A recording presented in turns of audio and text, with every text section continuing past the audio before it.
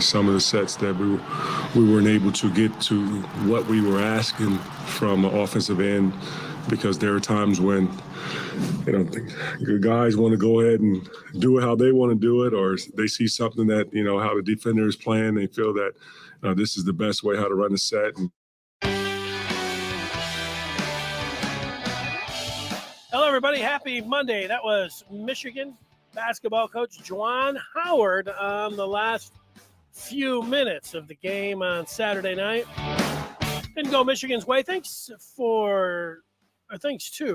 mgoblue.com for the audio. We'll revisit that audio coming up in a minute or two. We'll hear the whole clip of what Juwan Howard had to say about the last few minutes or so of that game. One of the things that we're going to be talking about today, there's a few things to get to, and one of them has to do with what transpired on the ice. Michigan sweeping Michigan State in hockey with a dramatic overtime ender down in Detroit. Wolverines picked up a commitment recently out of the Peach State. We'll tell you about him coming up straight ahead as well. The game yesterday, the Super Bowl. From a Michigan perspective, I've got some thoughts on the Chiefs and Eagles. I was going to say, you probably watch the game, some of it, have some thoughts as well.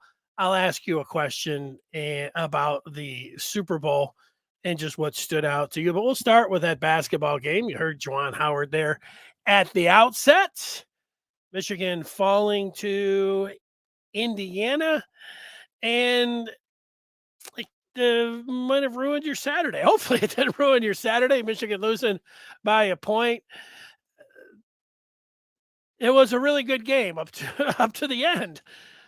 0 points in the final 5 minutes or so for Michigan. That's the shame of it all. Michigan at home. It was a great atmosphere. Michigan against Indiana. Wolverines had to have the game, and they were playing well, and it was Trace Jackson Davis against Hunter Dickinson. These guys going at it, the big men, the stars of the team. But you got to make plays down at the end of a game. It's like this in every sport. You can play well the entire game, but it's how you finish. You get down. If you're golfing, you do really well, but you miss a bunch of 3-foot putts. That's how you can lose a tournament when you're in a good position to win it. You miss your last 7 shots. You miss your last 9 out of 10. It says 19. That's not. It was they missed their last 9 out of 10 shots, including their last 7. That's how you lose a game at home by 1 point. And it wasn't like Indiana was making a bunch of plays. That's one of the things that's another punch in the gut, is that, the Hoosiers could have ended it a little sooner than that. But, they missed the front end of a 1-and-1. They dropped the ball out of bounds. They stepped on the sideline. I mean, they were doing all kinds of things too. And it's not gift wrap, but give Michigan a chance to make a play down at the end and win that game and feel pretty good about where they're headed. That would have been 4 games in a row that they would have won. They would have been showing up on all this bracketology that's going on.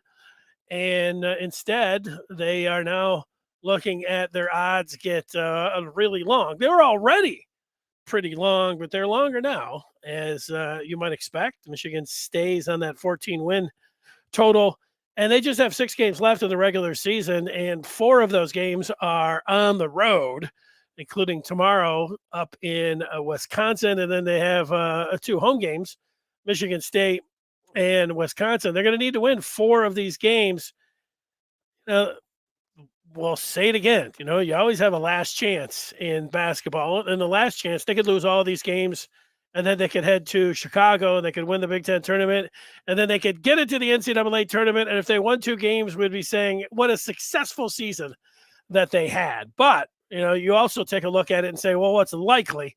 Is it likely that they can go 4-2 in these remaining 6 games? It's not likely. I'm not sure that they can go 3-3, maybe. They can, and they're sitting there with 17 wins. Could they then go to Chicago and rip off 3 wins in a row? Yeah, I mean they could. So it just puts them in a tougher spot than they were. And my own metric of just a percentage indicator of how I feel Michigan and where they sit right now. If you said, hey, what kind of chance that they have? I would say that they have not a very good chance, a 34% chance of getting into the tournament. If you think 34% is an all right chance, then you can feel like that. We'll take some of your feedback on this, how you're feeling about Michigan and their basketball team. Jason said it was a heartbreaking game. He said we need buckets to come off the bench and make buckets. He's talking about Joey Baker. Last 3 wins, Baker has given us 14, 8, and 11. Last 2 losses, 2 and 2. He is very important. Buckets is very important. That's laying it down right there, Jason, for all of us to see. Michigan wins. They're getting some scoring from Joey Baker. They lose. He's not adding much. You need him. Now, there was a point where we were talking about maybe he should be getting the start. Put him in the starting lineup. He was for that one game that Jet was out, and that was a tough one to get into the starting lineup, but it is a part of this. He is a key component for this team to have success.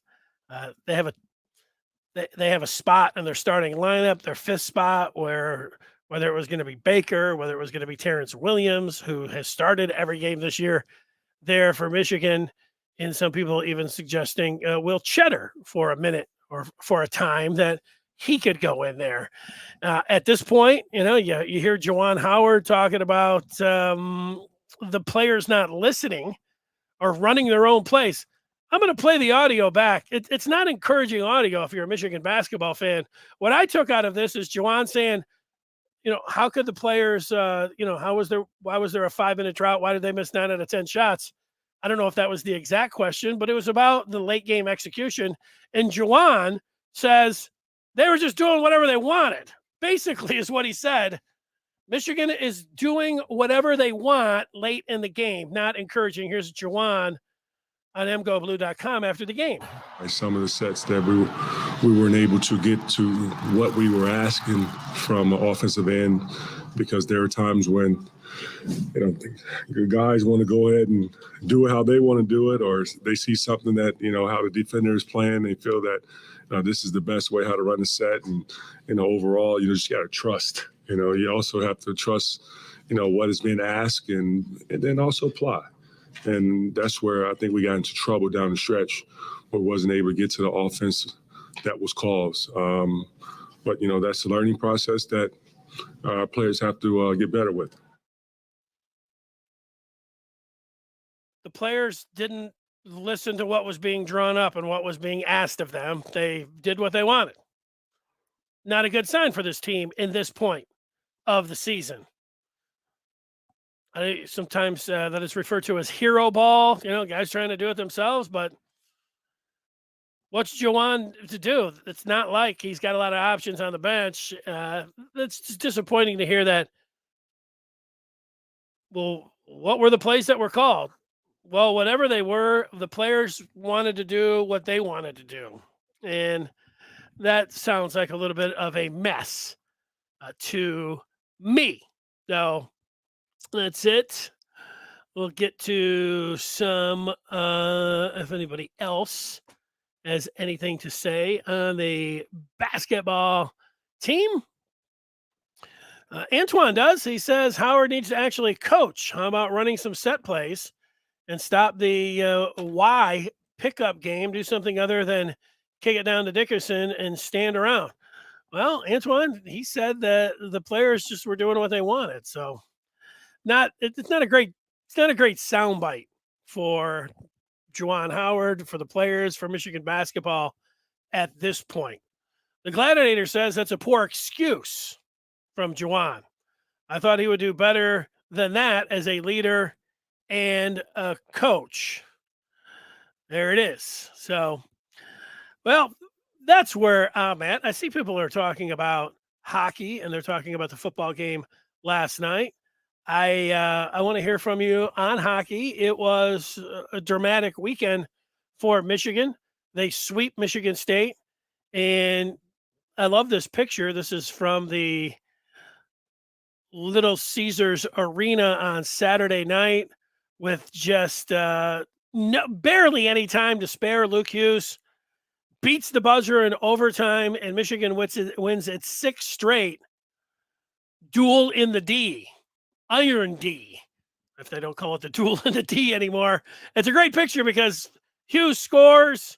He's celebrating. His teammates are looking to get a hold of him, and then you have the sprawled out goaltender from Michigan State on the ice. And you probably saw this highlight. It's one of the better ones that you will see. It was awesome weekend for the Maize and Blue on the ice. Lyle was pretty happy about that. He saw it. Mark says hockey wins. Any comment on the 0.6-second game-winning goal by Michigan versus Michigan State? Now a 6-year streak in the duel in Detroit. U of M now number 3 in the pairwise. Yeah, well, they did a fantastic job, and this is the time now with the Super Bowl over that you look to the winter sports, basketball and hockey, and you start thinking about the tournament. And there's nothing better than the tournament in basketball, and there's nothing better than the Frozen Four college hockey tournament. I love them both, and Michigan playing in those, and annually they're playing in the hockey tournament. There was a time when they would never miss. It's just it's must see stuff. It is just like in basketball, a one game deal, one game elimination. There's no 2 or 3. It is when you get into the playoffs, the Big Ten playoffs, which those are all entertaining as well. But not when you get into the tournament. What makes it really awesome, as you know. Here's a question for everybody. What did you think of the Super Bowl? I'll look at last night's game from a Michigan perspective. I have a few things and a few thoughts on it. I see some people have already offered up some thoughts on the feedback. So let's get right to that. You can type yours in right now. Remember, you can be in tune with Michigan in 2023. Join the Maize and Blue Review. You want to know what's going on? Recruiting, football, basketball, coaching search, everything that's going on with Michigan. Go to michigan.rivals.com. That's how you get it done with the Maize and Blue Review. All right, before we get to that Super Bowl talk, Michigan did pick up a commitment recently. Mantrez Walker, a 6'1" linebacker out of Buford, Georgia. He becomes the second commitment for 2025. So that's not this upcoming recruiting class. That's 24. This is for 25. And Michigan lands their second commitment for the class of 25. Walker joins Chris Ewald Jr., who's a defensive back out of Florida.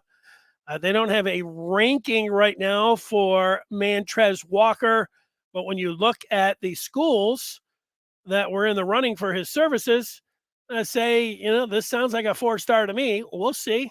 Michigan, LSU, Florida, and Penn State was the list here for Mantrez Walker. So we got a little time to see how this one's going to play out, where he's going to be ranked in all of that sort of stuff. But, hey, there's a part of it you say, wow, that's a long time away. So when you're talking about 2025, it is, but it's also, he made his pledge. So we'll see. It's certainly one to track and see how that ends up playing out, right? So good job by Michigan being able to land Walker. Now, let's see. We do have some Super Bowl thoughts. And Andres kicks them off, talking about the officiating, and he said it's rigged, especially if it's played in Arizona. A a nod to also the Fiesta Bowl where Michigan played TCU. Like the refs rigged the game against TCU against Michigan, and the refs rigged the game against the Eagles against the Chiefs. Andres, you are not alone in your bitterness for the officials last night, and of course on New Year's Eve in the Fiesta Bowl with how things went down there. It was a soft call, but you also there's a part of me, whether it was a penalty or not, and Bradbury after the game said, hey, he tugged Juju Smith-Schuster's jersey, so it was like he agreed with the call. And when you have a timing route like that, you can say, wow, the ball wasn't even close. When a guy, breaks you and breaks your stride and you can't get after the ball, you couldn't see it. I think when you look at it, you can say, yeah, technically you see that. Like you see it at different times. If you're watching a football and you're like, okay, they're going to call a ticky-tack one. You could call it a lot. There's a lot of, within the 3 yards, 5 yards of, hand fighting and even holding and all that. Sometimes it get called, sometimes it doesn't. There's a thought, which, I get. And as somebody that was just looking forward to maybe an overtime or 2 minutes and seeing a great play to win it, instead, it's the officials. That's a tough way to go. But it's really tough to be an official. Here's me trying to defend the officials. The game where they before against the Bengals where they pushed, Mahomes out of bounds, and it was clearly a late hit. People are like, well, no, you don't want to call that one. And we said, no, you want them to call it. You don't want them to call it, but you want the excitement at the end, so you want them to let it go. Those things are tough. But, the it's rigged part, what am I to do to sit here and tell people like, really?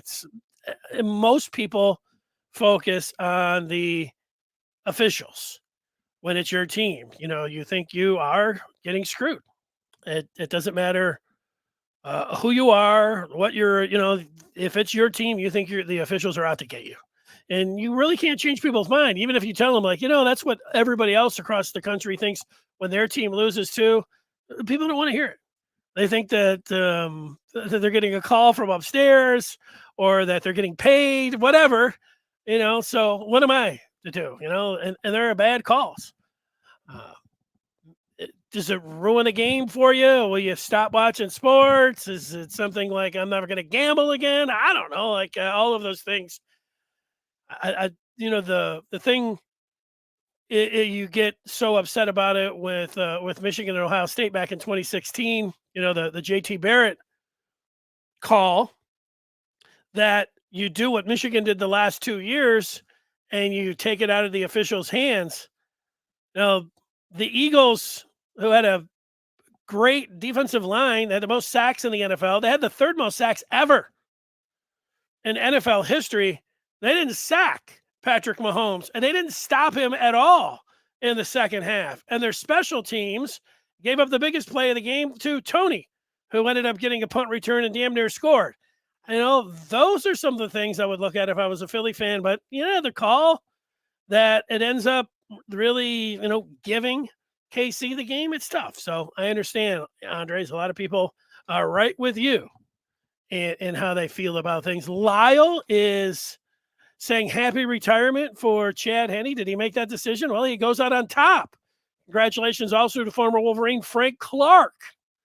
I actually thought this game yesterday was over at the half. I had picked Kansas City to win this game, even though I thought Philadelphia had the better team. They certainly had, this excellent offensive line, this excellent defensive line. I already talked about how many times that they got to the quarterback. But all of those things, I still went with Kansas City because of Patrick Mahomes. And also Andy Reid, the Eagles staff, not much experience in the big game. Meanwhile, Reid with plenty of experience, even before he won it with Kansas City. And Andy Reid, a couple of those down at the goal line where he threw it easily to Kadarius Toney, wide open. I could have scored a touchdown there.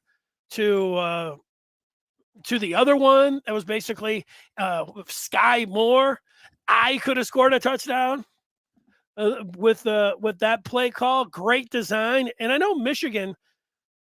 I know Michigan watches, the pros and what they're doing, because I saw last year Michigan doing some things that the Chiefs did in their goal line situations. Remember, the shuffle pass ahead to Blake Corum. Michigan did that more than once this year. That's right out of Andy Reid's playbook.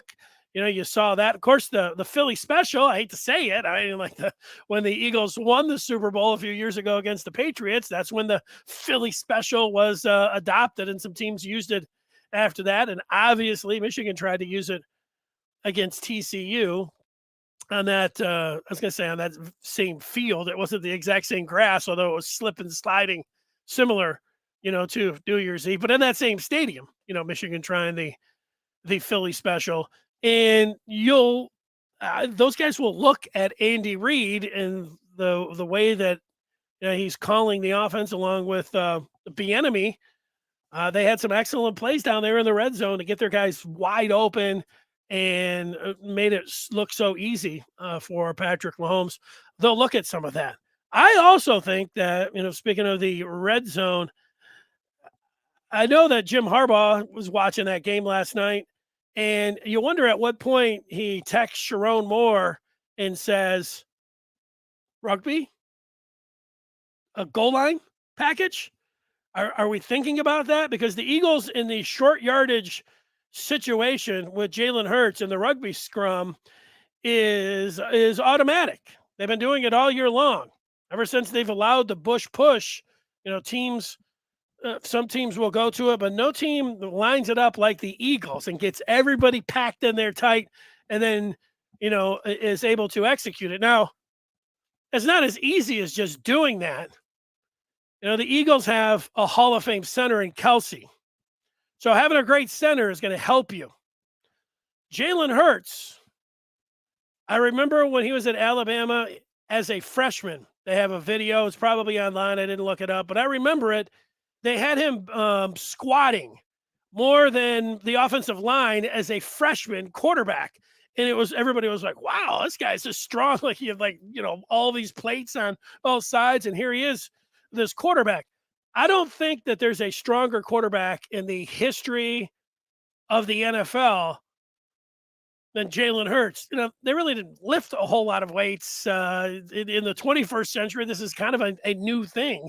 Or the 20th century, I should say. This is kind of a 21st century thing. Quarterbacks like lifting weights. So I don't even know. Steve Young did seem like, a pretty sturdy quarterback and a running QB. I don't know who else you'd think of. You'd say as a strong quarterback.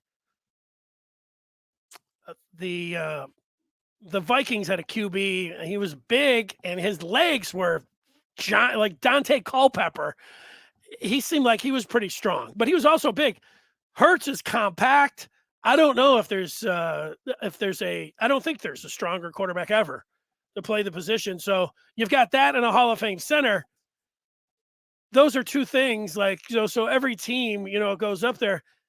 Tom Brady, if you say, well, who's the best at short yardage sneaks? It's Tom Brady, and he's not the strongest. I don't know if he would be in the top 100 of the strongest quarterbacks of all time. So it also takes, some craftiness, which Brady, was great, had a great rapport with his center, and the ability just to, stick his nose in there and then be able to get the ball over the goal line. But the combination of Hurts and Brady, the two best ever in the short yardage situation, you wonder if Michigan, now they had a great center last year, and now they've got you think Drake Nugent, the transfer from Stanford, maybe he's ready to do that. And you think, well, is McCarthy ready to do that in some of these short yardage situations? But if it wasn't going to be McCarthy, and you think, hey, how about a sturdy, strong quarterback that could come in short yardage situations for Michigan? I have a picture of Michigan sophomore quarterback number 10, Alex Orji. It looks like he's running a sprint over at the field house. And for those that are not looking at the picture, what you are looking at is Orji, who is he looks like Jalen Hurts with the legs on Alex Orji. I don't know what he squats, and I don't know about the rest of any of these numbers, but he's passing the look test when it comes down to a guy in a short yardage situation. If you wanted to go to the scrum, and I just think about the spring game when it was a short yardage situation, and they had him stopped short of the first down marker, and he pretty much sprung forward and carried a few defenders with him to the first down marker. You wonder if Michigan and Harbaugh and Sharon Moore, Orji? Question. I don't know. Maybe that's not the text that you would have said. Hey, Orji? Question mark. Short yardage situation. Or you have to wait. It's funny sometimes. Harbaugh, Sharon Moore, is up, grabbing some snacks during the Super Bowl. He's got his phone down, and his wife's sitting there. If the text comes in from Harbaugh, she's not really watching. Jalen Hurts just go in, from the half-yard line, and she looks down, and she just sees Orji? Question mark. Sharon comes back with his chips. Hey, what's the problem? Why am I getting this? Why am I getting this evil eye? You tell me. Alex Orji. I got a close-up of Orji because he looks pretty big, but I'm only blew the picture up. He looks like, in just physically, that he's going to be hard to stop in a scrum type situation like Jalen Hurts was in last night, where he scored. Hurts scored 3 touchdowns. How about Orji in the short yardage situation like Jalen Hurts, like the scrum situation, the Bush push, the Orji shove, whatever. Get in behind him, push him in, a la the Eagles. Some of the thoughts that I was thinking about as I was watching that game last night. All right, so there it is. When it comes down to the Super Bowl, some of the things that I was thinking about. Let's see what Mark. They didn't even drop the puck to run out the clock. Yeah, I didn't know that, but I mean, could you really drop it? Boom! I thought they had to just to do it, but I didn't know that. I like it. Lyle was definitely impressed on the improved defense this year, especially Edwards. I don't know really where that's coming from. Maybe you were answering another question. Matt says, still animosity between Michigan and Michigan State. It rolled over into hockey. Yeah, I saw there was a lot of penalties on Friday night in Michigan's victory up in East Lansing. Yeah, I got news for you. There's always, the first ever Michigan State hockey game I watched, I don't know, it was like the late 80s or something, and there was a bench clearing brawl and all this and they still talk about that particular Donnybrook all these years later. But is it spilled over from what's going on with football into hockey? And Tom Izzo threw himself into that situation, so it's with basketball as well. Yeah, I mean, those things are going to be top of mind for Michigan State. Michigan State, there's no love loss when it comes down to Michigan and Michigan State. And now you add the the latest chapter of the tunnel and everything that is definitely still out there for sure, and that's not going away anytime. It's like tomorrow, the Michigan-Wisconsin revisit from last year. Tomorrow, Valentine's Day, the slap swing by Howard. That is going to be top news tomorrow. When then the next game, Michigan plays Michigan State at home. the Chrysler Center crowd is not going to be so welcoming. They're never welcoming of MSU, but they'll be out to get them, so to speak, the next time MSU's in. So, yeah, there's still animosity. There's always animosity, and there is still animosity. Trevor has some animosity, and it's for Juwan Howard, who says he needs to be fired immediately. If you don't know how to draw up a play for Hunter down low, you deserve to get fired ASAP. It made me sick. Yeah, I get that feeling. I understand you're not the only one that suggested that. I don't think there's any chance unless something like, happened last year in Wisconsin happens down the stretch here. I think Howard should remain the head coach, will remain the head coach. And yeah, watching what Michigan did with Hunter Dickinson the two previous games, popping him out, moving him around, and they still, this game, just seemed to like throw it down to him in the left block. What was going on? Indiana was fronting it. They were defending it. They were like double teaming him even before, Michigan threw it down there to him. And the thing was, is Michigan had nothing to counter that. Like their idea was, okay, let's get the ball to Hunter, go. And then, they're fronting him. And then it was like, whoa, what are we going to do now? I didn't know. It was a little hot potato situation. Nobody knew what to do. And so the shot clock's running down. There was some panic. And then they were tentative when they couldn't get it to Dickinson. And you could tell the confidence wasn't there. And you had to have a forced shot by Kobe Buffkin. Wasn't all that bad of a shot, but one that you could get anytime, not all that good. Doug McDaniel tried one that could have been a goal 10, pretty close, didn't get called. You had Jet at the end. So one thing, like for a team, it's nice to be able to share the ball and have anybody, but you want to have one person with the game tied, with 8 seconds to go. You can say, this is who we want to get the ball to.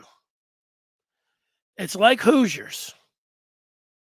When they sit down, they've got Jimmy.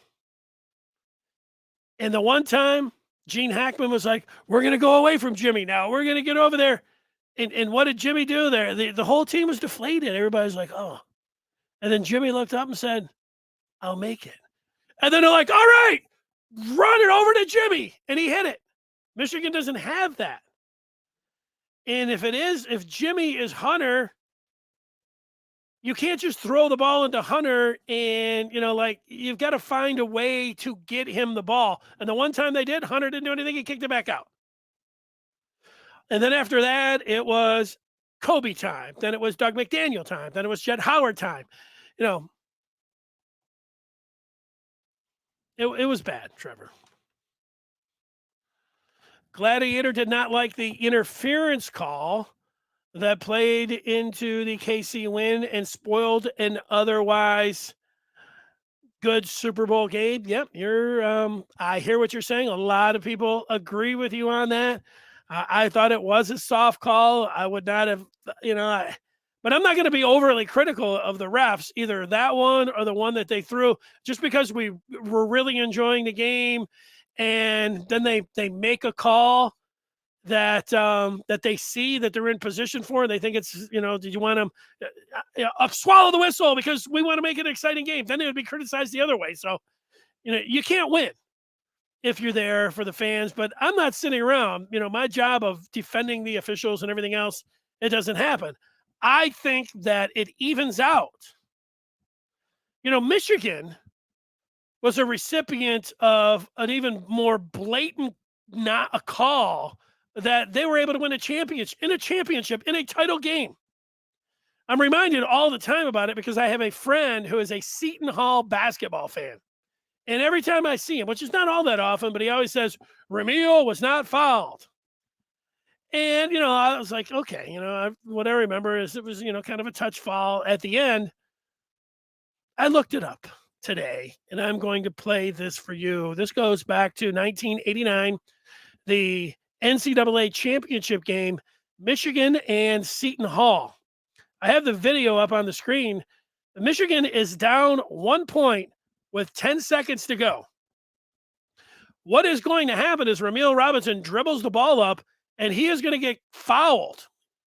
Seton Hall is going to be called for a foul, and it is one of the softest calls that you will ever see. All of you guys that hated the foul last night on Bradbury, wait till you see this one. Now, Ramil throws the ball over to Mark Hughes. You know who's about 12 feet away. Mark Hughes is going to have a 12-footer for the national championship. Maybe he makes it. Glenn Rice, who had worked his way down to the left side of the basket, maybe would have been there along with Sean Higgins, who tipped one into the Final Four to get Michigan into the championship game. Maybe one of those two guys would have tipped it in for the win. And that's what we would have wanted to see. Instead, you had the official call a phantom foul on Seton Hall, which set up Ramil Robinson, who had to then make 2 free throws, down 1. I'm going to run it so everybody can see this. Just take a look at Ramil Robinson here. Whoa, there was the foul call. Mark Hughes was even closer. He might have been, 8 feet away. But we just got to rewind it. They don't have the replay here. Steve Fisher's like, yeah, I'm sure he was. Oh, no. I went to another screen. I'm going to have to go back there. Here it is. Now, look at the foul call. Right there. Nothing was there. So the point here is that Michigan benefited and won a national championship because of a total phantom call. It would have been better to see if Mark Hughes would have been able to knock down that jumper. It would have been better to see if Higgins. Boom! Ramil, who was not a very good free throw shooter, like under 60%. What was he? 60%? 55%? So he drains the first to tie the game. And Mike Griffin. And so one more to put Michigan up. And, back in the day, like now touch fouls get called a lot more in basketball. Back in 1989, you pretty much had to clothesline somebody to get a call. And it didn't happen. I just want to see Ramil hit this one to win it. Boom. There it is. 3 seconds to go. PJ Carlissimo. How close of a shot did they get here with 3 seconds? Does Michigan have somebody on the ball? They should. They should have somebody. Steve Fisher maybe called the timeout. Okay, we just wanted to say, okay, now they're back. And they do have somebody on the ball. That's good. Baseball pass into the front court. Oh, they got a pretty good look at it. Seton Hall did. And Michigan wins it. There it is. The interim head coach, PJ Carlissimo from the Pirates, Seton Hall. And there it is. Michigan wins the national championship. All right. I did that just because you think, wow, that's not the way you want title games to go. I know. You don't want them to go that way. And it happens.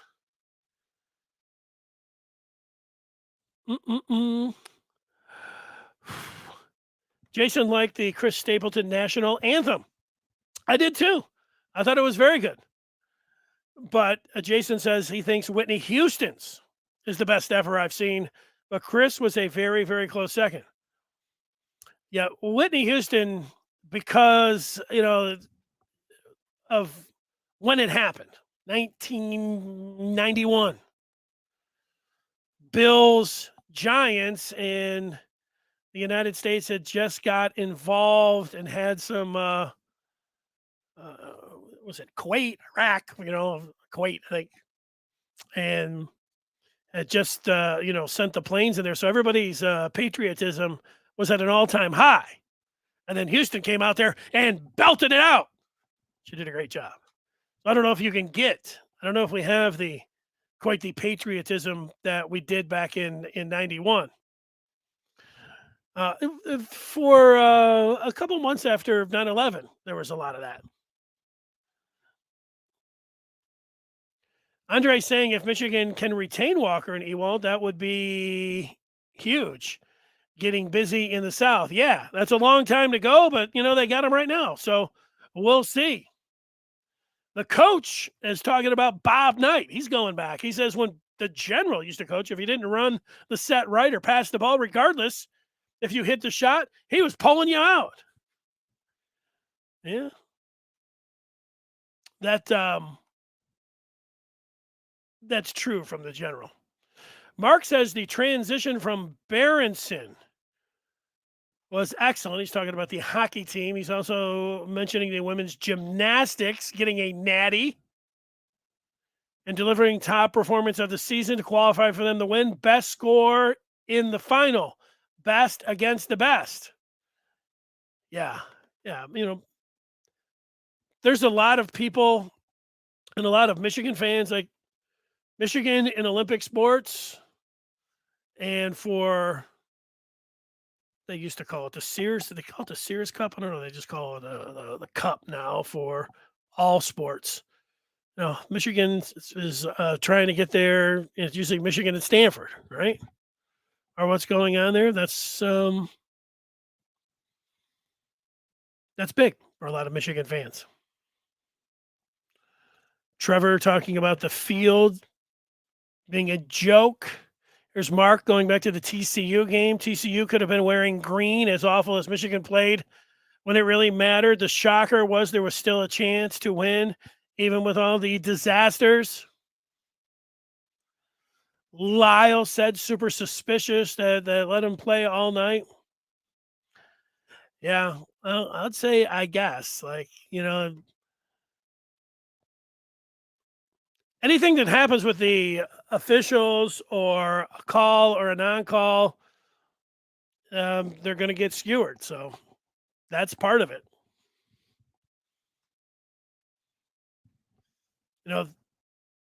The championship Sunday, the lead was the officials across the country. They're on the take. They screwed it. They screwed the Bengals. Chiefs got all the calls. It was, it was a joke.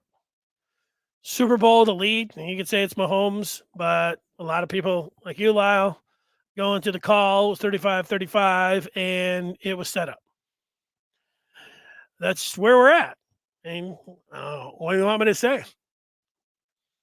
That, there needs to be an investigation. I think the NFL, Roger Goodell, he doesn't care about it. Like, if they could make these officials, nobody likes the all-star teams of officials. I haven't heard one person that they put, the guys that graded out the best at all the different positions, they put them all together and then put them out there. I haven't heard anybody say, it's a really good way that the NFL does things. You know what I always hear? That's not the way to do it. You got to work so you get the checks and balances, and the teams that have been there, and they get graded and they work together as a team. That's what I hear. But that's not the way the NFL does it with their grading system. Maybe they'll change that. They should change that. They have this, they talked about the Sky referee, Skybox, and people are like, no, that's just going to make it more cloak and dagger, where it's going to be, well, they have the expedited call now, where they actually have somebody up in the booth and they say, no, that was not the right call. And then they change it. Maybe they should have had somebody up there doing that. But then Matt says he doesn't get why the real turf was so slippery. Well, what they do is that they grow this grass, they pull it out so it can be in the sun the whole time, and they're watering it and they're taking care of it. But then they cut it and they bring it to the Super Bowl, and it's just for 2 weeks, and it doesn't allow the roots to grow into the ground. It's only like this, and it's going to cause the sod to shift. They don't allow enough time. Look, I'm no greenskeeper or horticulturist or anything else, but they've been preparing this field for so long, and then they cut it, and then they bring it in 2 weeks later, then they just slide it in there, and there's not the necessary amount of time to be able to take root. And I don't know the plate that they have to slide it in there. Maybe they think, I don't know how thick it is, but maybe they thought, oh, well, I don't know how deep the roots go for grass, so it wouldn't do that. That's why. And, those guys, it happens all the time. You would think that with the technology, after you see one, like Patrick Mahomes rips up his knee there, and what are we saying? Oh, man, tough break? No, we're saying, man, the NFL screwed it up and had their star player wreck his knee on that. They're lucky nothing like that happened, but it was terrible. The Gladiator says Mahomes was throwing the ball away under pressure. It was an uncatchable ball. That's the way it may have looked to you, Gladiator, but when a player is being tugged in their jersey, Juju Smith-Schuster may have been able to catch that ball. I know you may not think that, but that's the way it looks. It looks like you can't do it when you get pulled off when you're getting ready to sprint and go after the ball. The only thing greasier than that field is the Fiesta and Super Bowl refs' pockets. Jason, you cannot blame 1 second call on a 60-minute game. That's what we're doing. Matt said it was an uncatchable ball. Yeah, it might have been catchable. I think I don't agree with that. I mean, like I said, I thought it was a soft call. I don't like games to be ended that way. I know I would like to see it get down to 2 minutes and somebody make a catch, make a run, make a big play, not where it's the officials, but you do have officials involved in the game. And if they see something and by the, it was a call, what you wanted to happen is that, well, they hadn't really called it that game. They were letting them play and then they didn't, which makes people mad. I get that part. I would like to see a play get made myself. But that's tough. That's tough on the officials, when to swallow your whistle, when to make a call, when not to make a call, all of that. So, I understand that they're going to get criticized, and I'm not even defending them. Mark says they overseeded the Bermuda grass with rye to fill it out. Mark, talking about hockey, has a penalty for receiving soccer b-ball. Now the NFL flops common when touched. I think about hockey, and it was Michigan hockey. One of the worst calls in hockey is when the ref blows the whistle when he loses sight of the puck, when it's like in the crease. And it happens in big games a lot. Just blow the whistle. The problem is, and it's for safety, like if they don't see the puck, then the idea is that, they blow the whistle for the safety of the players who are crashing the net and everything. There was, I think it was either a Frozen 4 game or it could have been a championship game. I think it was a championship game against Minnesota a few years ago. Michigan had shot the puck. It was going 5-hole through the goaltender. 5-hole through his pads, right between his pads, right between the wickets. The puck got it wasn't like a slap shot where it's flying in through there. And the Michigan player kind of got a piece of it. And it was slow slider through the 5-hole. And the whistle gets blown and the referee says he loses sight of the puck. You go back to the replay and you see the puck going in and you're listening, and then you see it go between the goaltender's legs. And then half second later, you hear the whistle blow, and then you see the puck. It's already across the goal line, and you see it going into the back of the net. Now, they should have looked at that and should have said, look, it didn't matter if the whistle was blowing, because as it was blowing, it was already underneath the goaltender, and as soon as the whistle is expired, you see it in the back of the net. And I believe Michigan would have won the national championship there. So Michigan got screwed on losing sight of the puck. That's why they called it holding, because catchability doesn't matter. There you go, Andres. Andres pulling out the officiating book. Good point. So there was none of this. The sideline catch to Smith that was overturned would have resulted in a touchdown instead of them kicking a field goal. You know, I thought that was a catch myself. I like that. I mean, so it was such a. There's a few that they need to look at, and I know that I didn't. He makes a great catch, and then he's got it secured. And then when he goes to the ground, it does hit the ground, but he seemed like he had it for so long, and had like 2-3 feet in, and then he didn't survive the ground. I thought that should have been a catch. At first, I didn't think the Goddard one was a catch, but then when they did slow it down and you could see the feet, it was like, okay, there it is. Jamar Chase had one against Buffalo. It was a great catch, it seemed like, and then they overturned that one. I think that they need to err on the side of making it a catch. When you have these Devontae Smith catches, when the Jamar Chase catches, it gets down there, and man, you're starting to talk about the ball just moving, and then come on, let's call those a touchdown. Let's not grind those out too much. Philly quit running. They needed to pitch to the outside. Well, Philly's defense, which had been good all year long, disappeared in the second half. Credit goes to Kansas City's offensive line and to Patrick Mahomes. Jason says, if you are the best team, do not leave the game in the hands of the officials. Same as fighting. Finish your opponent. Do not leave it to the judges. I hear that.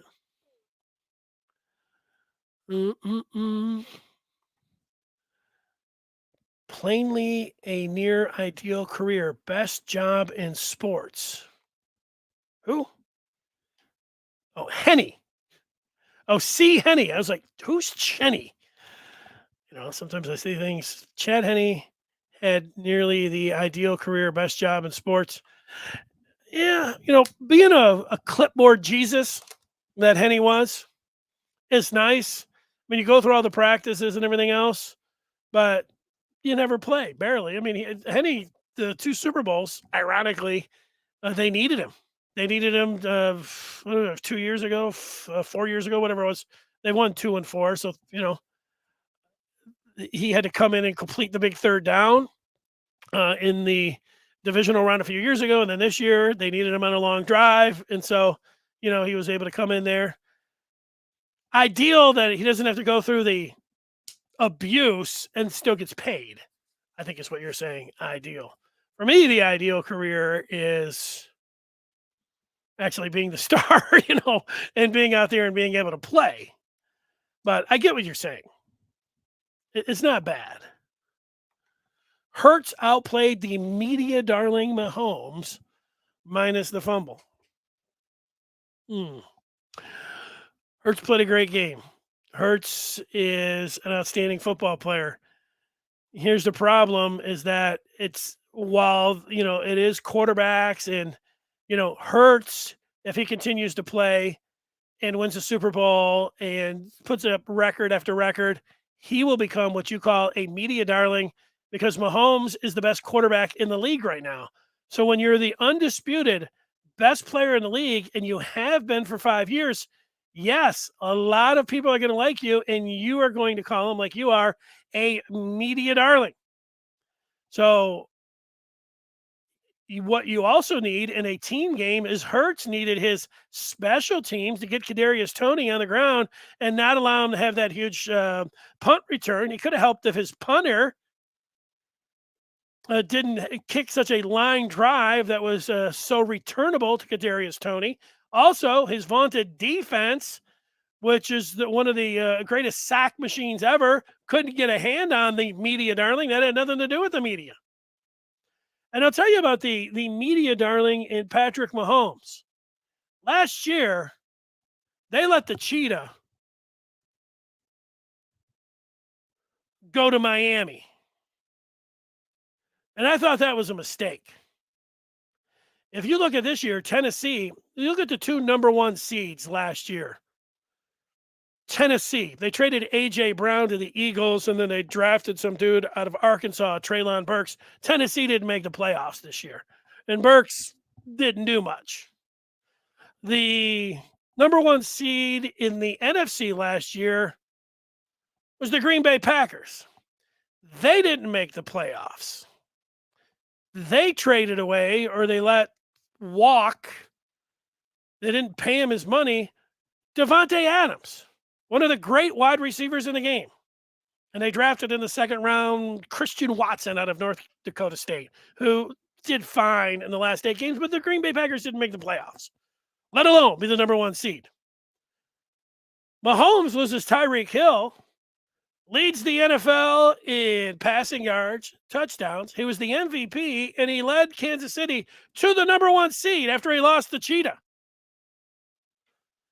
That's how you become the media darling, Gladiator. You're the best player in the game. Patrick Mahomes now. Tom Brady is the greatest quarterback ever, followed by Joe Montana, my list, followed by John Elway, followed by Peyton Manning. I would have number 5 on that list, Patrick Mahomes, now with 2 Super Bowls. So he's one of the 5 greatest quarterbacks of all time. So the media darling part is deserved. He's one of the great players of all time. He keeps posting numbers like this. He'll move in front of Peyton Manning. He'll move in front of John Elway on my list. If he gets to 4 or 5 Super Bowls, he's only got 2. Well, then, I can move him in front of Joe Montana, which I never thought I would do. If he gets close to 7, goes to 10, and he's got a long way to go to get to Tom Brady. Media darling. Hurts is awesome. But as much as we, take a look at the quarterbacks, you got to do some other things. OT, don't forget to congratulate Mike Dana, who transferred to Michigan. Great job, OT. I'm sorry for not putting him on the list there and not congratulating Mike Dana, the defensive end.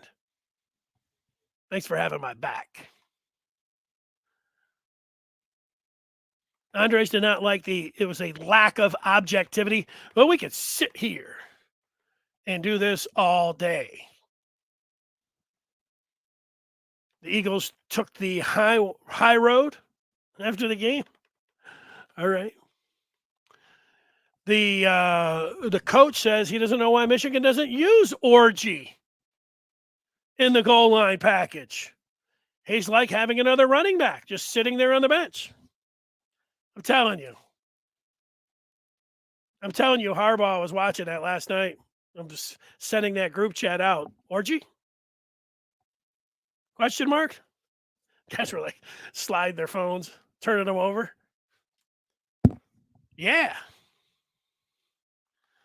I don't know. You're talking about who took the money. You're talking about a referee?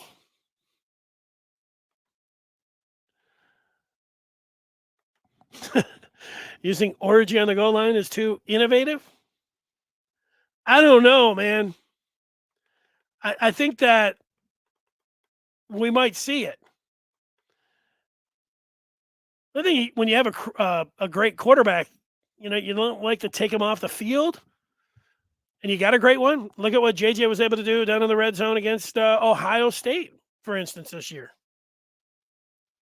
But do I think that they could have an Orji package? I think they have an Orji package. How much of an Orji package? When do you go to the Orji package? Every time you're down there, you got to have some big quads. It'd be like Dak Prescott at Mississippi State if Michigan didn't start JJ. Yeah. All right. Here we are. When you start talking about Orji, this is it. Did he allow the push play or shove play in college? Yes. Yes, they do. Mm-mm-mm. All right. I could, like we have been doing, been sitting here all day talking about orgy packages, and I got a little bit behind.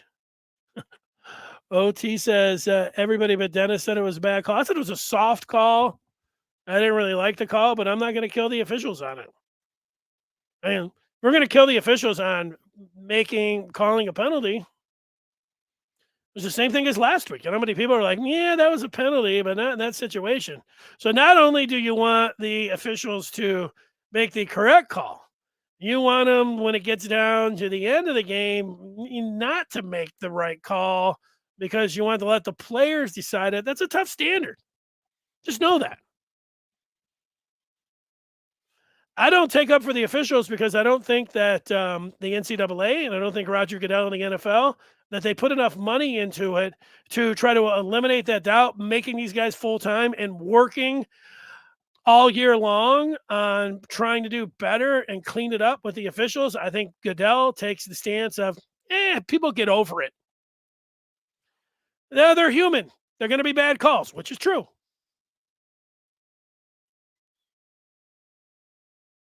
So I like when you have money on it and it's your team, you just think these guys are the devil. Maybe they should have not maybe they should put more former players in those situations, put the whistles in their mouths, and then they should pay them full wages and work on their technique all year long. They do that, and then they can at least say, "Look, we went out there and we tried to do everything that we can. We watch tape, we take it to the field, we work on situational stuff. We try to have a consistent team of officials and how they are communicating and calling a game. They don't do all those things, and a situation like this comes up, and they just have to take the abuse. I'm not taking up for them, but I'm also not just screaming like that they're on the take and this is a joke and it's well, that's it. Other people do. It's okay. This says it was the same field that Michigan played on. I don't think that's the case, Kent. I was reading about it. They said that they had just brought that field in 2 weeks ago. So I think Michigan did play on a similar type situation where they brought a grass field in. I don't know if it was 2 weeks before the Fiesta Bowl and then slid it in there. And then, but this was not the same grass. And it would have made sense actually if it would have been the same grass. Maybe they would have allowed it to take root from New Year's, and maybe it would have been a better field. But I don't know what goes involved in that. But I don't remember Michigan sliding all over the place. But I saw a lot of people online saying, "Oh yeah, it was Michigan had the same kind of problems, slipping all over the place." Shane. Quarterback sneak on the 1 yard line is not only unstoppable, but too easy for Michigan to call. They'd rather play. They'd rather try other plays on the 1. Hey, you don't like giving it to a linebacker? I don't know. That's unnecessary. It happened. I'm not going back to New Year's Eve. I don't know if that's ever going to be a good spot to talk about it because you go back there and we keep saying the same stuff. I keep saying the same stuff. Oh boy. Yeah, Joe Milton was the worst short yardage quarterback that I've ever seen. You're right. I don't think Joe as much as Joe Milton looked like this perfectly constructed quarterback, 6'5", 250, chiseled out of granite. He couldn't pick up a yard if his life depended on it. And at Michigan, it did. No, yeah, I think it could be toughness, situation, something like that. Don't forget Frank Clark. I didn't forget Frank Clark. I put Clark and Henny's name up on the board, and I congratulated both of them, but I did not do so with Dana. So I appreciate everybody for getting my back there. All right. So, yeah, I agree. Everything's stoppable, but hard requires good play to keep under a yard. Yeah. All right. I appreciate the conversation today. Is it a conversation? If I'm just, I appreciate the feedback and communicating with all of you, talking about Michigan. Tomorrow, we'll do it again with a Valentine's Day slant. Michigan prepares to take on Wisconsin in basketball. Till then, thanks for watching. Thanks for listening. Have a great day.